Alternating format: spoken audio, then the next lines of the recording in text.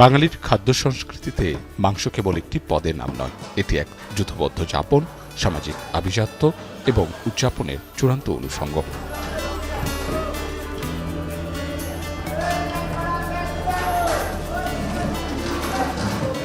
মাছে ভাতে বাঙালির তকমা থাকলেও মাংস ইতিহাসে সবসময়ই এক পরম তৃপ্তি ও বিশেষত্বের প্রতীক। এই রাজকীয় রসনাবিলাসের আড়ালে লুকিয়ে আছে একজোড়া পেশিবহুল হাতের নীরব লড়াই। কুরবানি ঈদে তারা হয়ে ওঠেন ত্রাণকর্তা। গরু জবাই থেকে মাংস প্রস্তুত, পুরো প্রক্রিয়ায় তারা অনিবার্য সারথি। অথচ তাদের গল্প উঠে আসে না। যাপিত জীবনের নানান ঘটনা মনোযোগ আকর্ষণ করে না। আজ তাদের নিয়েই আমাদের গল্প কষাই।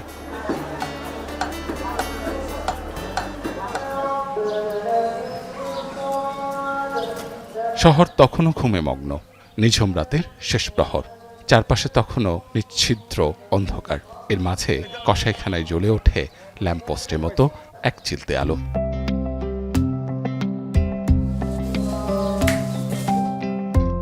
কসাইয়ের ছুরি শান দেওয়ার দৃশ্য দেখে আপনার মনে হতেই পারে যেন কোনো গ্ল্যাডিয়েটর্স যুদ্ধের আগে অস্ত্র পরখ করে নিচ্ছেন।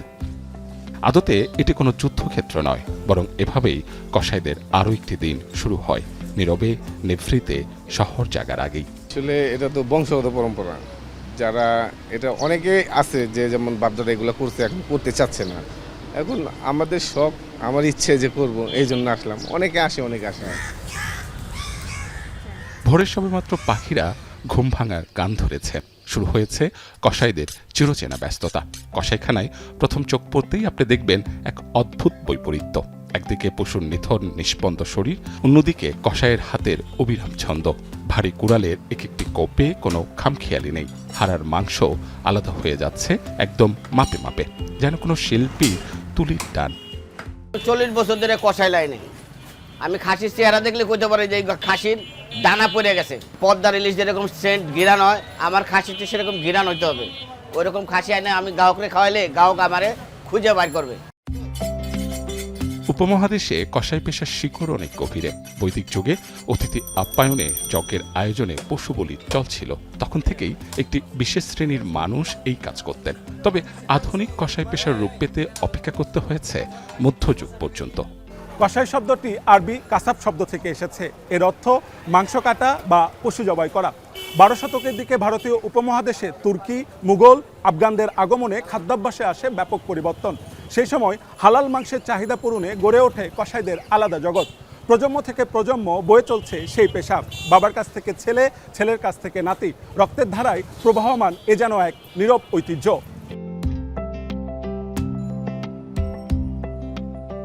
ঢাকায় কসাই পেশার ইতিহাস মূলত মুঘল আমল এবং তার পরবর্তী নগর বিস্তারের সাথে গভীরভাবে জড়িত।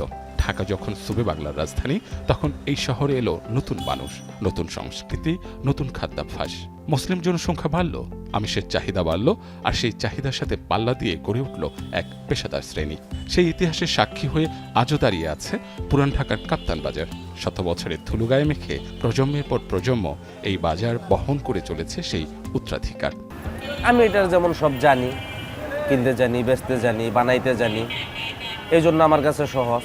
শীতের টাইমটা পুরোটাই 6 মাস লস, 3 মাস মনে করেন সমান সমান 3 মাস লাভ হয়। আগে মনে করেন দোকানে বেশি 1.5 লাখ 2 লাখ প্রতিদিন দোকানে, আর এখন বেচা কিনা হয় 20,000, 25,000, 30,000। স্বাধীনের আগের থেকে এই দোকান, এটা যারা এখন পরিচালনা করতেছে, এর দাদা ছিল, এর দাদা করতো, দাদার পরে তার বাপ করতো, বাপ মারা গেছে, এখন ছেলেরা করে। শতবর্ষী এই বাজারের ঐতিহ্যের পাশাপাশি ঢাকার মাংসের বাজারে ইদানিং যুক্ত হয়েছে নতুন এক নাম, ঢাকার জনপ্রিয় কসাই খলিলুর রহমান। বাজারের তুলনায় কম দামে মাংস বিক্রি করে অতি অল্প সময়ে যিনি পেয়েছিলেন ব্যাপক পরিচিতি। পরবর্তীতে সেই পরিচিতি আর নিজের দূরদর্শী ব্যবসায়িক চিন্তাভাবনাকে কাজে লাগিয়ে তিনি নিজেকে নিয়ে গেছেন অনন্য এক উচ্চতায়। তিনি শুনিয়েছেন নিজে সেই বদলে যাওয়ার গল্প। সববরতের আগে মনে করেন গরুর দামটা একটু বেশি ছিল, তো ওই সময় যে 800 টাকা হয়েছিল, এরপরে গরুর দামটা কমে গেছে, কিন্তু গোস্তের দামটা কমে না। তো চিন্তা করলাম যে মানে আবার গোস্ত বিক্রি হইতেছে না, দাম বেশির কারণে বিক্রি হয় না। পরে একটা এমনিতেই চিন্তা করলাম যে 1 সপ্তাহ বিক্রি করে দেখি। তো 1 সপ্তাহ বিক্রি করে দেখলাম যে আল্লাহর মধ্যে এই মানে কাস্টমারের ভালো একটা সাড়া পাইলাম জনগণের। এবার আমাদের গন্তব্য উত্তর ঢাকার মিরপুরে। মেট্রো রেলের ঝনঝনানি, সুউচ্চ ভবন আর আধুনিক নাগরিক জীবনের বদলে যাওয়া ঢাকার এ যেন এক জীবন্ত প্রতীক। এখানে বাঙালি কসাইদের পাশাপাশি গড়ে উঠেছে বিহারি কসাইদের এক আলাদা জগৎ। বিহারিদের প্রথম আগমন 1870 সালে। সেই সময় ইংরেজ সরকার একটি রেল কারখানা নির্মাণের জন্য ইউপি বিহার থেকে 7,000 শ্রমিক নিয়ে এসেছিল এই দেশে। পরবর্তীতে 1946 সালে বিভিন্ন ধর্মীয় দাঙ্গায় অসংখ্য মানুষ ভিটে বাড়ি ছেড়ে আশ্রয় নেয় এই দেশে। বর্তমানে এই সংখ্যা প্রায় 10 লাখেরও বেশি। অধিকাংশ বিহারির বসবাস ঢাকার এই মিরপুরেই। বিহারি খাদ্য সংস্কৃতির একটি গুরুত্বপূর্ণ অনুষঙ্গ হচ্ছে গরুর মাংস। কাজেই এখানেও কসাইদের গড়ে উঠেছে আলাদা ঐতিহ্য, আলাদা সংস্কৃতি। সেই গল্পটিও আমরা শুনতে চাই। বিহারি সংস্কৃতির রান্না মানেই মশলার নিখুঁত বনন আর মাংসের রাজকীয় ব্যবহার।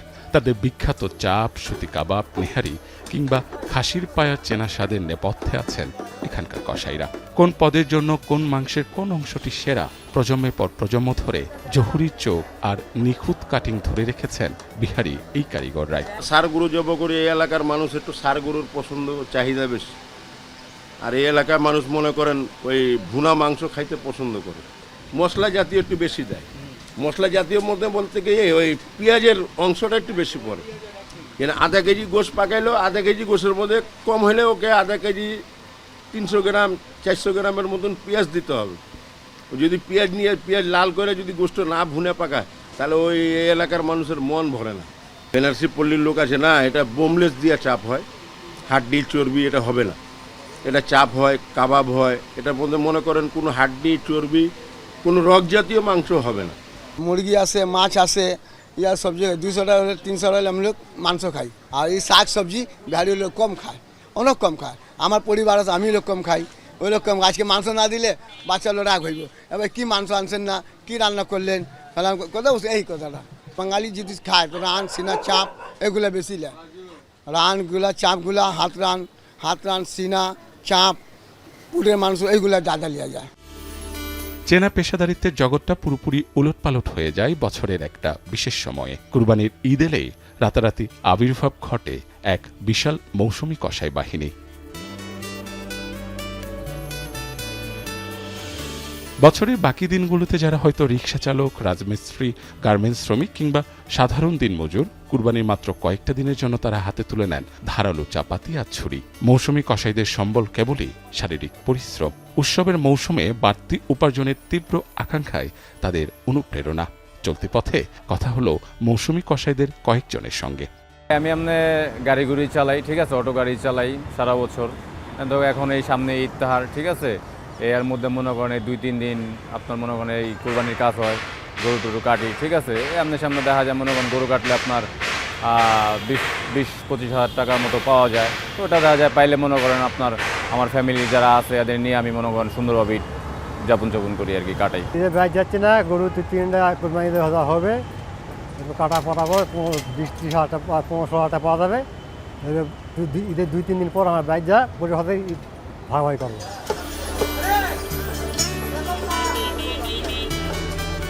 শুধু কি তাই, সারা দেশ থেকে অসংখ্য মৌসুমী কসাই কুরবানির এই সময়টাতে ছুটে আসেন রাজধানীতে। সৈয়দপুরের কসাইরা তো আগে থেকেই কেটে রাখেন বিমানের টিকিট। লোক বাসায় যাবে, আমি কিন্তু বিমানে যাব বুধবারে। তারা যদি 2 লাখ টাকা যদি গরু কিনে, তা আমি মনে করেন 40 হাজার টাকা মজদুরি পাবো। এখন উনি যদি 5 লাখ টাকা গরু কিনে, তো হিসাবে 70-80 হাজার টাকা দিবে। হিসাব করে ওনারা মোটামুটি ভালো আমাদেরকে টাকা দেয়। আমাদের ওখানে 2 টাকা বেশি ইনকাম হয়। আবার একটা লোক প্রায় 50,000, 60,000, 1 লক্ষ টাকা আমরা কামাই করি। 3 দিন থাকলে প্রায় 3-4 লাখ টাকা কামাই করে নিয়ে আসি। ওখানে বেশি টাকা পাওয়া যায়, এই জন্য মানুষ যায়। এখানে টাকা কম দিতে চায়, এই জন্য আমার গরুটা বানায় না, ঢাকা চলে যায়। কুরবানির ঈদ এলেই ব্যস্ততা বাড়ে মাদ্রাসার ছাত্র ও হুজুরদের। তারা কেউ 12 থেকে 15 বছর ধরে পরিবারের সাথে ঈদ করতে পারেন না। কুরবানির ঈদে তাদের যে থাকে ভীষণ ব্যস্ততা।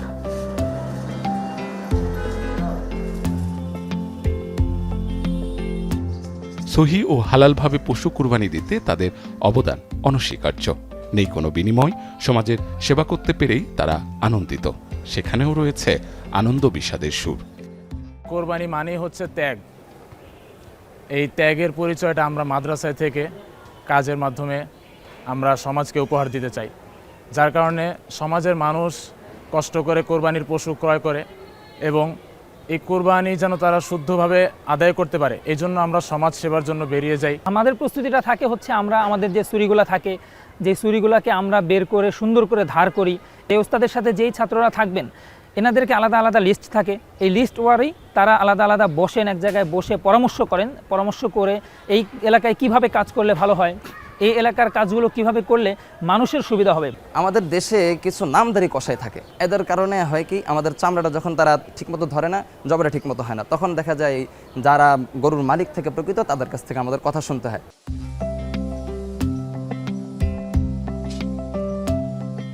সময়ের চাকা ঘোরার সাথে সাথে বদলে যেতে শুরু করেছে মাংসের বাজারে চেনা রূপও। কাঠের গুঁড়ি, ধারালো চাপাতি আর রক্ত মাংসের আদিম ব্যাকরণে লেগেছে আধুনিকতার ছোঁয়া। চেনা ঘরনার বাহিরে কসাইখানা রূপ নিয়েছে আধুনিক মিট প্রসেসিং শিল্পে।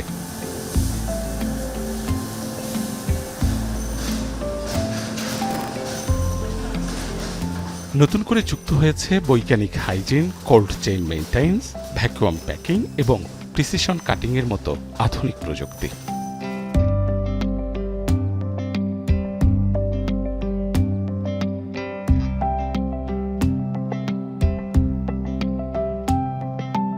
মিট প্রসেসিং কারখানা থেকে আমরা চলে এসেছি একটি আধুনিক আউটলেট। এখানে এসে আমরা দেখছি যে এইভাবেই ক্রেতাদের পছন্দ অনুযায়ী থরে থরে সাজানো আছে মাংসগুলো। শুধু তাই নয়, আমরা এখানে এসে দেখতে পেলাম যে তারা স্টেকের জন্য আলাদা কাটিংয়ের ব্যবস্থা রেখেছে, এরকম বার্গার প্যাটিসের জন্য তাদের আলাদা কাটিংয়ের ব্যবস্থা রয়েছে। এবং আরেকটি জিনিস জেনে খুব অবাকই হলাম যে তারা আরেকটি ব্যবস্থা রেখেছে, সেটিকে তারা বলছেন যে গরম করলেই খাবার প্রস্তুত, অর্থাৎ তাদের ভাষায় এটিকে তারা বলছেন হিট অ্যান্ড ইট, অর্থাৎ আধুনিক জীবনকে আরও বেশি সহজ করার জন্য চিরচেনা মাংসের দোকানের যে চিত্র, সেই চিত্রকে তারা পুরোপুরি কিন্তু পাল্টে দিয়েছেন।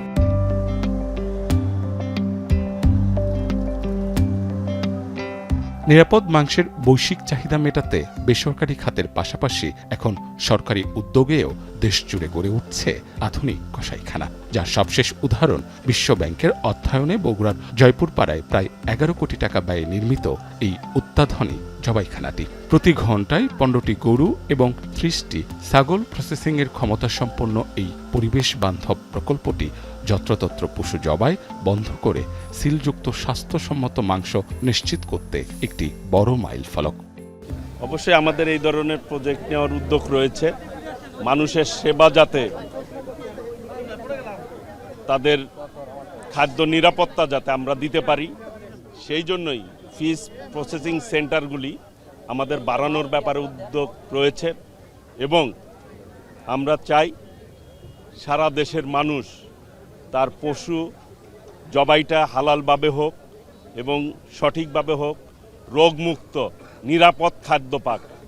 আমাদের অভ্যন্তরীণ চাহিদা মিট আপ করে বিদেশে যাতে আমরা রপ্তানি করতে পারি, সেই ব্যাপারে ইতিমধ্যেই আমরা প্রক্রিয়া শুরু করে দিয়েছি। কিছু কিছু রপ্তানি হচ্ছে, এটার পরিমাণটা দিন দিন আমরা বাড়িয়ে দেব। ট্র্যাডিশনাল কসাই নিয়ে আমরা কথা বলতেই আসলে স্বাচ্ছন্দ্য বোধ করি। কসাই পেশার আগামী চ্যালেঞ্জ নিয়ে আমরা মুখোমুখি একজন অর্থনীতিবিদের। এই পেশায় কতটুকু এগিয়েছি আমরা, কিংবা এগিয়ে যেতে করণীয়ই বাকি? চিরচেনা কসাই পেশা কি পুরোপুরি বদলে ফেলা সম্ভব হবে? বিশ্বজুড়ে যে জ্যামিতিক হারে বাড়ছে $100 কোটি হালাল মাংসের বাজার, সেখানে আমরা কি দাঁড়িয়ে যেতে পারবো? এমন সব নানা প্রশ্নের উত্তর খোঁজার চেষ্টা ছিল এই বিশেষজ্ঞের কাছে। হালাল মাংসটা হলো বা হালাল যে খাদ্যপণ্য, সেগুলো হচ্ছে একটা ক্লাস্টার। খাদ্যপণ্যের ভিতরে বিভিন্ন রকমের খাদ্যপণ্য আছে, তো তার মধ্যে এই হালাল যে মাংস, সেই মাংসটা এখন অনেক গুরুত্ব পাচ্ছে এবং সেটার জন্য বৈজ্ঞানিক পদ্ধতিতে সেখানে জবাই করা থেকে শুরু করে পরিষ্কার পরিচ্ছন্নতা অবলম্বন করা, তারপরে এখানে আসলে এই ইসলামিক রীতি অনুযায়ী এই পশুটাকে কোরবানি করা বা জবাই করা, তো সেই বিষয়গুলো যেমন আছে। এর মধ্যে আমরা শুধু কোরবানির যে অংশটুকু আছে সেই কোরবানির পদ্ধতিটা এখনও পর্যন্ত ট্রেডিশন মেনটেন করছি হালালের, কিন্তু এরপরে থেকে শুরু করে হালালের যে কত রকমের আসলে এখানে সিস্টেম তৈরি হয়েছে সেগুলো আমরা জানি না। মানে বৈজ্ঞানিক পদ্ধতিতে মাংস সংরক্ষণ থেকে শুরু করে এই যে পুরো যে মাংস প্রক্রিয়াকরণ করা, এগুলো প্রত্যেকটা জায়গাতেই কিন্তু হালালের গুরুত্ব আছে এবং প্রত্যেকটা ধাপেই এই হালালের প্রক্রিয়াটা অবলম্বন করা হয়, মানে ইন্টারন্যাশনালি যেগুলো হচ্ছে, বাংলাদেশে কিন্তু সেভাবে আমরা সেভাবে করছি না। এই শুধুমাত্র এই আল্লাহর নাম নিয়ে যে জবাই করা সেটাই কিন্তু এটা হালাল হয় না। পুরো হালাল পদ্ধতিগুলো, মাংস প্রক্রিয়াকরণ, মাংস কাটা থেকে শুরু করে সেটা প্রিজারভেশন, এবং এই জায়গাগুলোতে যে বিভিন্ন রকমের যে কেমিক্যাল আছে যেটা আসলে হয়তো ইসলামে পারমিট করে, তো সেই পর্যন্ত সেগুলোকে সেটার ব্যবহার করা যাবে এরকম পর্যন্ত বিধান আছে। হালাল সার্টিফিকেশন কিন্তু আলাদা একটা একটু স্ট্যাম্প থাকে এবং সেটা রিকগনাইজ করতে হয় অন্য দেশে। তো এখন ওই তাদের ওই স্ট্যান্ডার্ডের যে প্যারামিটারগুলো আছে সেগুলো যদি আমরা ফলো না করি তাহলে সেটা কিন্তু হবে না। আমাদের যারা এই কষাই আছেন তাদের আপগ্রেডেশন দরকার, এবং সেখানে কিন্তু এই শিক্ষিত ম্যান পাওয়ার দরকার। ভারত এই হালাল মাংসের বাজার বা হালাল খাবারের বাজারের একটা বড় অংশ দখল করতে চায়, থাইল্যান্ড দখল করতে চায়, চীন চায়।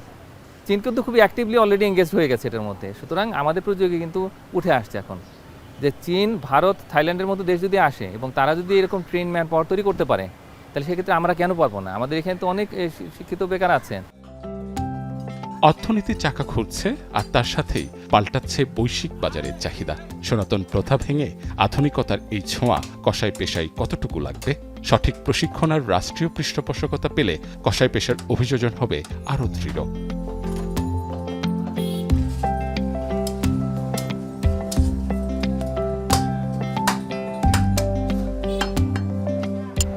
আগামী দিনগুলোতে কসাই পেশার চ্যালেঞ্জ অনেক, কিন্তু সম্ভাবনা তার চেয়েও অনেক বেশি। আমরা স্বপ্ন দেখতে চাই, পরিবর্তন ও ঐশ্বর্য দেখতে চাই এদেশের প্রান্তিক খামারি ও কসাইদের ভাগ্যের। বিশ্ব মানচিত্রে তৈরি পোশাকের পর বাংলাদেশ তার নতুন এক ব্র্যান্ডিং তুলে ধরবে, মেড ইন বাংলাদেশ হালাল মেড। সেই পথ কি খুব বেশি দূরে?